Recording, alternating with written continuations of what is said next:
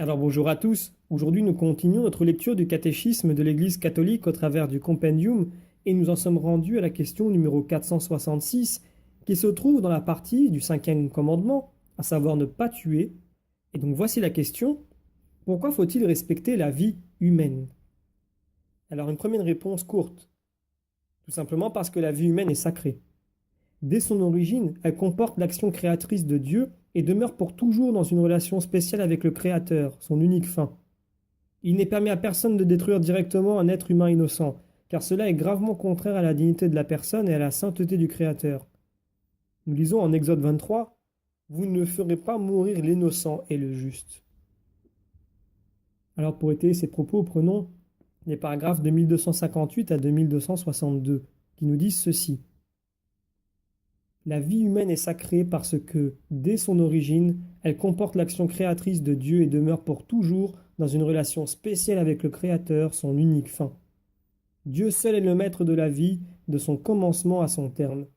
Personne en aucune circonstance ne peut revendiquer pour soi le droit de détruire directement un être humain innocent. Prenons d'ailleurs à témoin le témoignage de l'histoire sainte au sujet du respect de la vie humaine.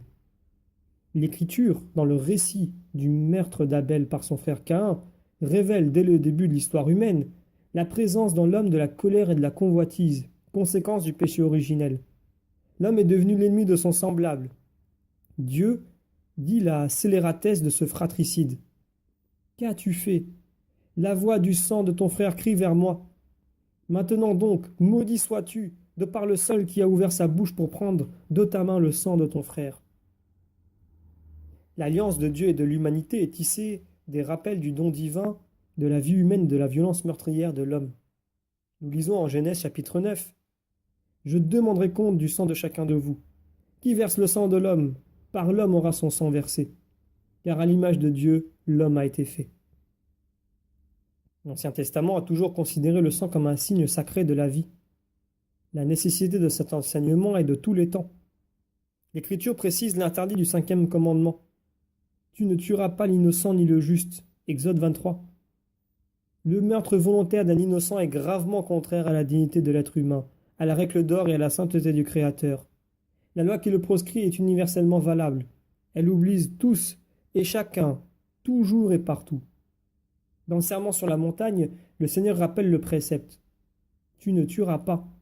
Et il y ajoute la proscription de la colère, de la haine et de la vengeance.